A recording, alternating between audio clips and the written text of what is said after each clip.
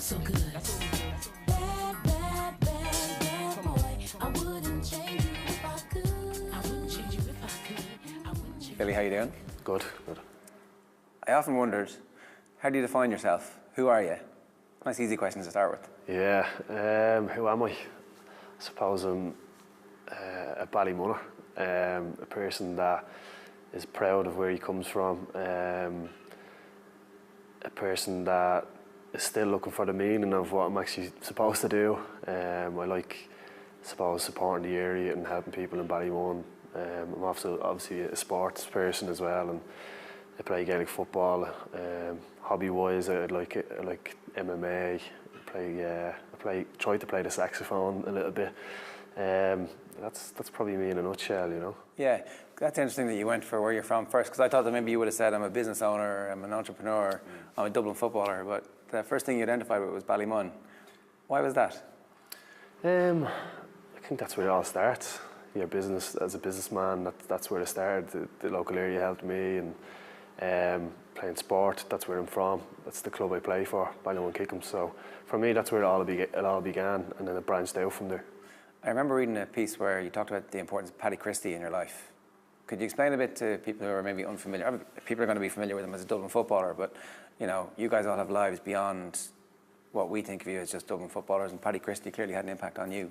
Yeah, when I was younger, I played soccer a lot, and then we had kind of mini leagues in the Holy Spirit School, and Paddy Christie came up and had a look at the mini leagues and took a few of us up to Ballymun Kickhams, and I suppose it started from there. The big thing for me was the extra stuff he did as a coach, where he used to come to the school and he used to announce that Philly McMahon come outside of the class, and you'd feel a bit, you know, oh, Jesus, I feel big here, I feel special. And this is under 10. This is as we, yeah. So we were still in primary school, and you'd come out of class and he'd say to you, training tonight in Poppentry Park at 5:30. And that's all he'd do, and you'd go back into class, but you'd feel special. Yeah. And it's the contact hours outside of what a normal coach did made a difference in terms of how I suppose stuck out GA instead of the likes of soccer and stuff like that. A lot of people feel this thing that, you know, they owe a little sense of something to the club they came from, but a lot of people don't do very much about it. You actually do have a project to try and help at-risk people to get off the live register. Yeah. Why did you do it? Why? I suppose I went to a talk in a drug rehabilitation centre in Ballymun, and I got a sense of achievement when I spoke to them about my story and my brother's story. My brother struggled with drug addiction a lot of his life, and unfortunately passed away in 2012. So that year, you know, I kind of felt that I could be in a position to help people, and I spoke to a couple of people in the area that were going to help me achieve it, and it was very successful. We got 13 people off the live register, 7 went on to employment, and 6 went on to further education. So I think it was just that sense of that I could do it, that when we won the All-Ireland in 2012, the profile started to help me to go and talk to these people in these places and try help them. Did that come naturally to you? Because a lot of people find it kind of intimidating to stand up in front of a room and say, here's my story, I'm going to be very honest with you and tell you some stuff that might be difficult to talk about. Well, I wouldn't be a big public speaker, but I'd find it easy enough to speak in terms of what I've experienced and talk about my life story or my brother's, and that's what I'm trying to do. I'm trying to continue his legacy, and I'm sure if he was here today, he'd be telling his story. So unfortunately, he's not, and I suppose that's what I want to do now, is to explain that there's people out there that are willing to help, you know, if you want it, really. Yeah, so it's obviously very personal for you.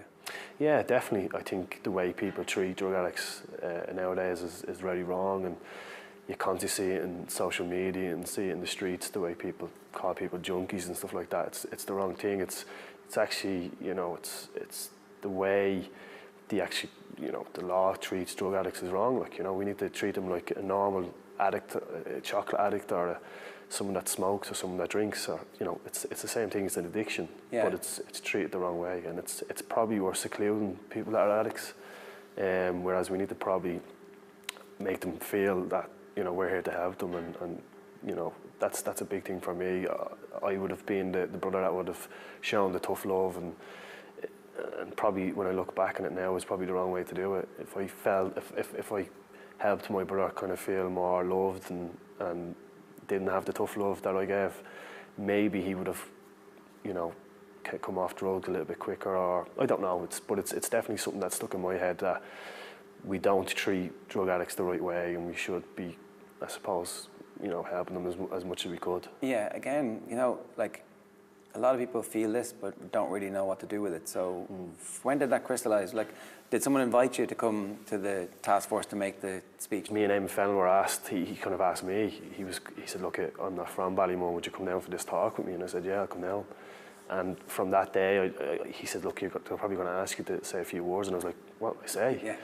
So what came out of my mouth was just the story of my brother, like, you know, and you could see them really focusing on what I was saying, and I kind of got a really big shock after that, and I said, geez, this is something that I could really do, you know, I could probably help a lot more people here. Yeah. I suppose the other thing was that another fella, a friend of mine was training in one of my gyms, and he said to me, he's actually recovering addict as well, and he said to me, you know, I want to bring a friend up to try your classes. And he mentioned this fella's name, and I said, you know, I'd known this fella, and he was really bad in drugs, and I said, look, I don't think it'd be a good idea bringing him up. You know, is he really bad in drugs still? And he said, no, he's okay, I'll bring him up. And he walked through the door, and I was just shocked. I couldn't believe it. Like, you know, this fella that I'd seen maybe a couple of months previous to that, he was probably on death's door, walking around Ballymun, you know, really bad on drugs. And he walked through the door, and he was clean, and you know, it was just the feeling I got was the only comparison I can give is winning an All-Ireland. That's how much it meant to me, you know, because my brother didn't get the opportunity to do that. So when this fella walked through the door and I seen him, you know, clean, and I was like, you know, geez, this is amazing. What did he put his getting clean down to? Sorry. I asked him, I said, how did you do it? And he said, could you imagine waking up every morning and fighting Mike Tyson? And one morning you wake up and you say, no, I don't want to fight you anymore. So I said, but there has to be more to that. And he said, that's it. You just make the choice to say, no, enough's enough. You said you had 13 people in the course, 7 ended up getting a job and 6 went to further education. So that's a pretty phenomenal hit rate. You would expect that the government would get on board and say, you know, this is a great thing, there's loads of money here, go forward to multiply. Yeah, the second year that we tried it, we went back and looked for funding and it was actually cut. But it was the partners that we had involved, for some reason they lost their contract. Kind of all the social programs became privatised and they lost their contract. So that was disheartening, like, you know, that we'd have such a success with the people that participated in it. And the second year that we tried to do it was cut because of funding. Yeah. So the objective then was to come up with an idea to not rely on funding. And what the plan is to set up a private fitness course, and people that would privately pay for the qualification, part of that money will go towards a scholarship, the John Caffrey Scholarship is his name and my brother. So it's self-funded that way. But in saying that, there has been departments in the government that have been in touch and they're willing to help out, especially 2 departments at the minute. So hopefully that'll do well. Okay, well, fingers crossed that it does. The fitness thing obviously is kind of the core of that, and that seems to be the core of the rest of your life in a lot of respects. When did you get good at that? How did that become something that you were like, hang on a second, I could do this? Yeah, I enjoyed it from such a young age. I think I looked at coaches and I took bits from them and really kind of enjoyed learning from, especially in the Dublin setup, learning from different. When did you get into the Dublin setup? Is it under 14? Is it? Development squad, so that would have been, I think, under 13, 14s, right. Yeah, in around that age. Were you a standout player at that age grade? No, I think I just transitioned a little bit physically when I hit 21s, in between minor and 21s. Right. So wouldn't have been a big name player at a young age. No, definitely not. I probably would have potential, but I think it was it was probably second year 21s. Right. I became the Dublin captain. Jim Gavin made me Dublin captain for the 21s. That's probably where I transitioned then, and I got on the senior team, and everything kind of flew from there. Jim obviously saw something in you between 19 and 20. Yeah. What were you doing different? Like, how did you suddenly go at that age? Yeah. strength and conditioning. I put it down to a lot of it down to strength and conditioning. You know, Ballymun Kickham's would have had 9 players on that Dublin under 21 team that year, so we were doing something right with Ballymun Kickham's. Obviously, Paddy was the manager there as well, but physically we were. I remember doing the testing that year in DCU, and the top 9 lads were Ballymun Kickham's lads. Right. You know, so I think strength and conditioning had a big part in my development. So who got you into that? Football. Like, what was? Because again, a lot of people don't really know about it as even a career option or. Yeah, well, like I mean, when I finished school, I would have been the type of student that wouldn't have been thinking about points and going to university, but I always wanted to keep the parents happy to say, you know, geez, I'm still going to college. So I actually went and done a PLC course in Closhie, right, which has the college title, but it's still not university and didn't need many points. So I went and did that, and I got a job. Actually, it was a 2-year course. Got a job in my first year. Worked out in a gym out in Malahide called the Arena Health and Fitness as a lifeguard. But I think at that stage I didn't actually like the industry. Right. I was getting up at 6:30 in the morning, and I was just like, oh, this is not something that I could do for the rest of my life. And I'm playing football in the evenings, and I was teaching classes throughout the day, and I'm marking a student at night in training, and I'm just like, this is not going to happen. Like, I need to, you know, do something to improve my performance, you know. So then I went and got a job in DCU the gym, right. DCU Sport, so they accommodated me in terms of football. At that stage I was starting to come on the Dublin under 21 senior team, and I had a big car, like, young and stupid. I bought a big car, had a big loan, and I was surrounded by people that were in college, and especially with Ballymun Kickham's, there's kind of two different communities within the one. There's Glasnevin and there's Ballymun. So a lot of the Glasnevin lads would have been in university, and I kind of got a bug that I wanted to go and do that. But I didn't know what way to do it, and I went and approached Paddy Christie and Ian Robertson, and they gave me advice. And the big thing was that I had to quit work. I had a big loan, had a big car, and I needed to go back and repeat my leaving cert. I'll wait a couple of months extra to become a mature student. So I said, no, I'm just going to go back and repeat it. I spoke to the parents, and they said they'd try support me in whatever way they could financially. So they used to feed me. I used to get a long pan and a packet of ham, and they used to make me sandwiches for the week. And I used to have €2 a day to buy a drink, and I'd drive into Skill in Plugget College in a big Audi A4. But people must have thought I was loaded, but I was actually broke at that stage. So from there, what happened was I actually set up a few classes in Ballymun Kickham's GA club, and that's how the gyms came about. Right, that was the first one then? That was the first one, yeah. I need money, I need something to do, what can I do? I need money to buy better sandwiches in Skill, yeah, so that's what happened, yeah. So this year, in terms of the football itself, it's clear that it was your best year. I think you would probably agree with that. What changed? Why this year so spectacularly good from a personal perspective, in terms of the skill set, in terms of everything that happened for you this year? Why was it different? The last probably 4 or 5 years, what I've done with Dublin has probably basically just come to it's accumulated together, and basically I got a good year, like, you know. Yeah. And it's not, like, I mean, I suppose I've had a stop-start career, you know, with Dublin. I've dropped in 2009. Can you take us back to being dropped? That was Pat Gilroy who dropped you? Yeah, in 2008 I was playing with under Paul Caffrey, and that was his final year. Pat Gilroy came in 2009, and I was looking forward to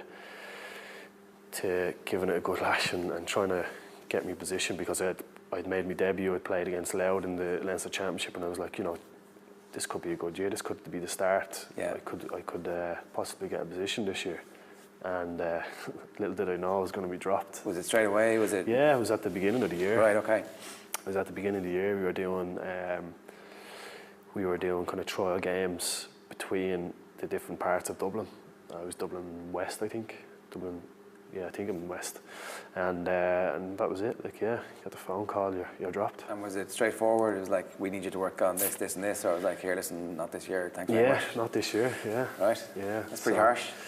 Yeah, I spoke to Pat about it, you know, when he stepped away as the Dublin manager, and, you know, what was the reason for it, and I think he just said that. Remember, he said, you know, I believe that anything I do is to help you, like, you know.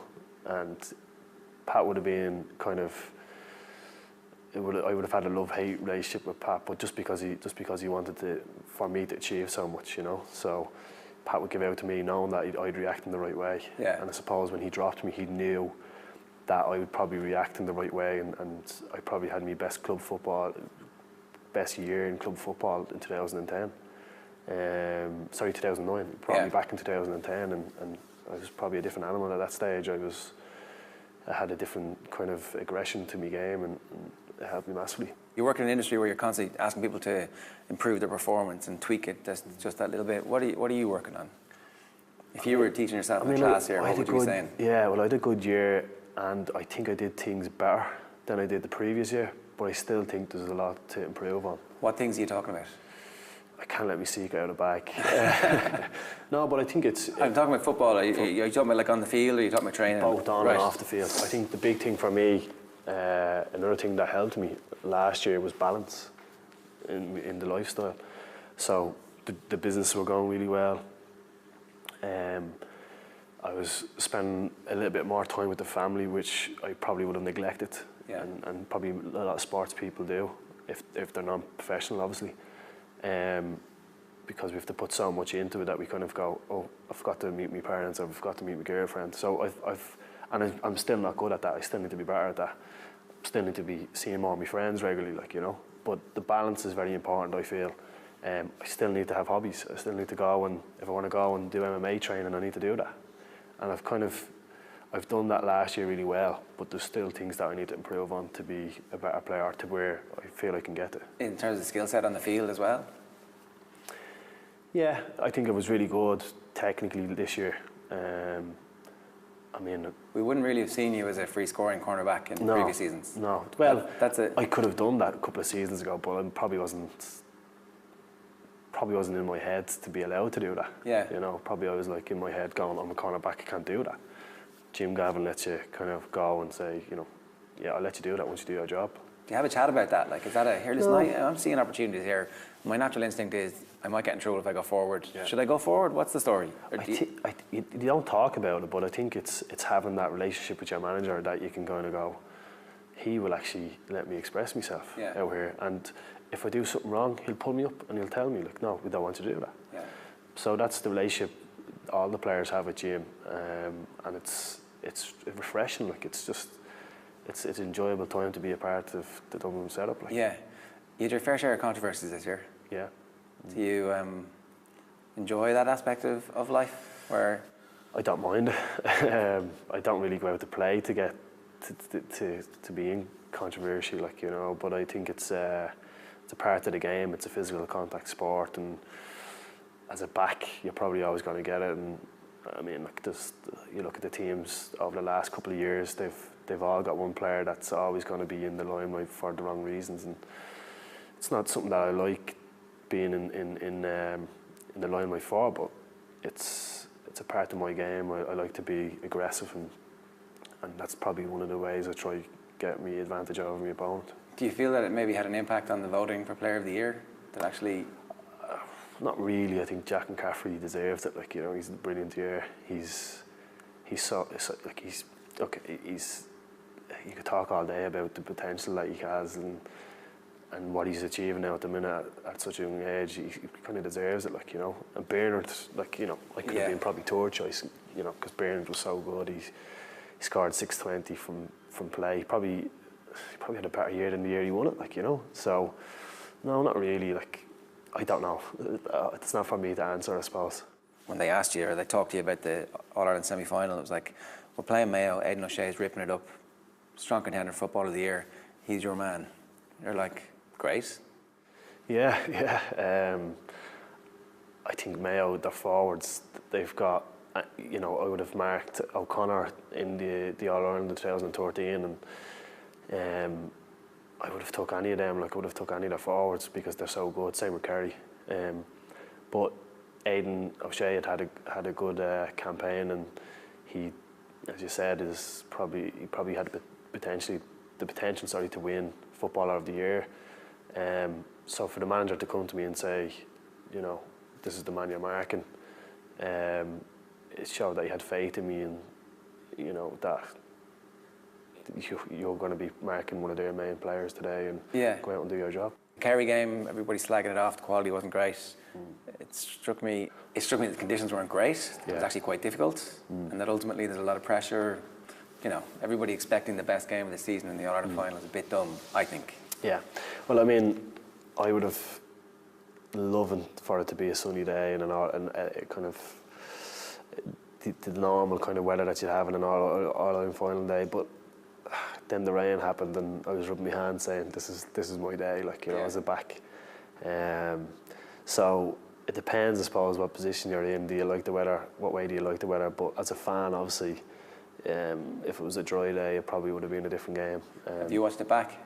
I watched it back once. Yeah, I watched it back once. Enjoyable experience, or are you like, I know what happens?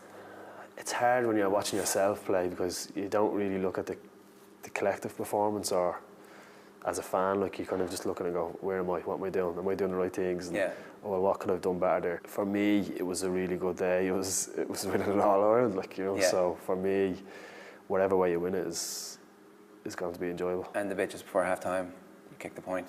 Are you cheering there? Is everybody in the room going, it's good?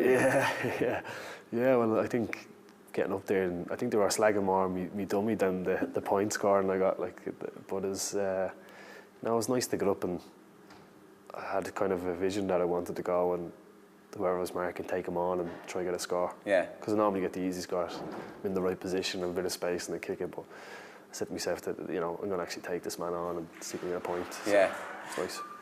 Philly, I think anybody watching this will be struck by the difference in the person who you seem to be off the field and the player you are on the field, where it strikes me you'd kill somebody on the field if you had to win the game.